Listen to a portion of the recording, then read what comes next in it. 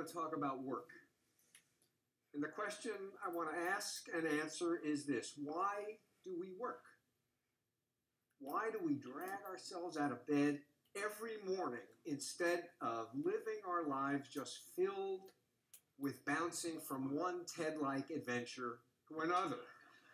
You may be asking yourselves that very question. Now, I know, of course, we have to make a living, but nobody in this room thinks that that's the answer to the question, why do we work? For folks in this room, the work we do is challenging, it's engaging, it's stimulating, it's meaningful, and if we're lucky, it might even be important. So we wouldn't work if we didn't get paid, but that's not why we do what we do. And in general, I think we think that material rewards are a pretty bad reason for doing the work that we do. When we say of somebody that he's in it for the money, we are not just being descriptive. Now, I think this is totally obvious, but the very obviousness of it raises what is for me an incredibly profound question. Why, if this is so obvious, why is it that for the overwhelming majority of people on the planet, the work they do has none of the characteristics that get us up and out of bed and off toward the office every morning? How is it that we allow the majority of people on the planet to do work that is monotonous, meaningless, and soul-deadening? Why is it that as capitalism developed, it created a mode of production of goods and services in which all the non-material satisfactions that might come from work were eliminated? Workers who do this kind of work, whether they do it in factories, in call centers, or in fulfillment warehouses, do it for pay. There is certainly no other earthly reason to do what they do except for pay. So the question is, why? And here's the answer. The answer is technology. Now, I know, yeah. Technology, automation, screws people, blah, blah. That's not what I mean. I'm not talking about the kind of technology that has enveloped our lives and that people come to TED to hear about. I'm not talking about the technology of things, profound though that is. I'm talking about another technology. I'm talking about the technology of ideas. I call it idea technology. How clever of me. In addition to creating things, science creates ideas. Science creates ways of understanding. And in the social sciences, the ways of understanding that get created are ways of understanding ourselves, and they have an enormous influence on how we think, what we aspire to, and how we act. If you think your poverty is God's will, you pray. If you think your poverty is the result of your own inadequacy, you shrink into despair.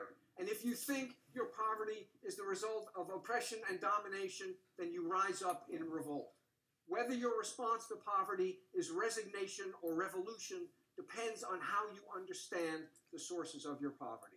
This is the role that ideas play in shaping us as human beings, and this is why idea technology may be the most profoundly important technology that science gives us.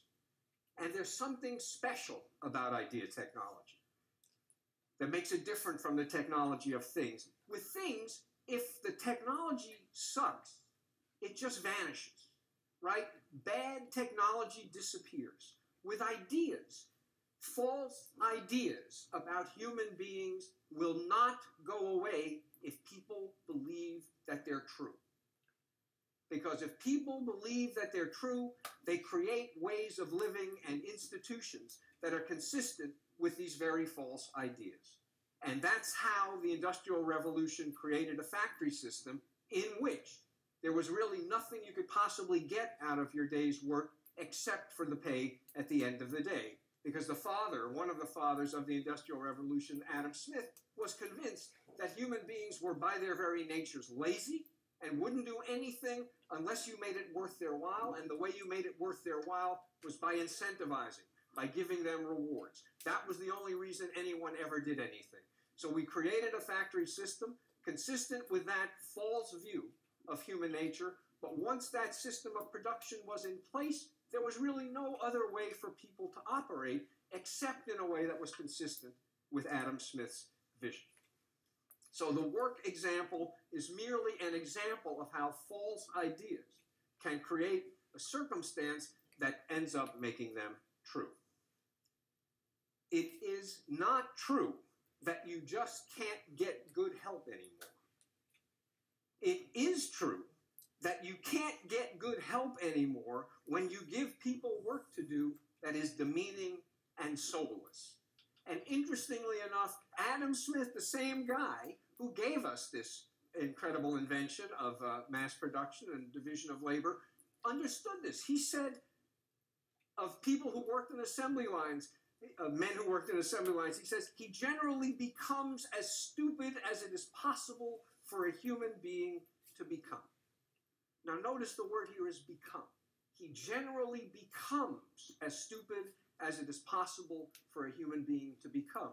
Whether he intended it or not, what Adam Smith was telling us there is that the very shape of the institution within which people work creates people who are fitted to the demands of that institution and deprives people of the opportunity to derive the kinds of satisfactions from their work that we take for granted.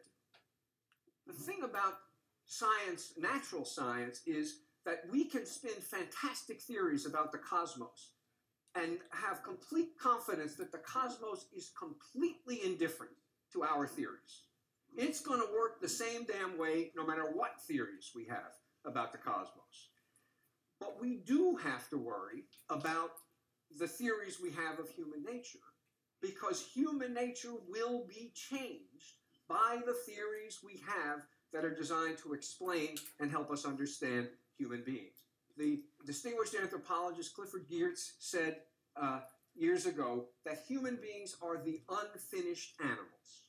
And what he meant by that was that it is only human nature to have a human nature that is very much the product of the society in which people live. That human nature, that is to say our human nature, is much more created than it is discovered. We design human nature by designing the institutions within which people live and work. And so you people, pretty much the closest I ever get to being with masters of the universe, you people should be asking yourself a question as you go back home to run your organization.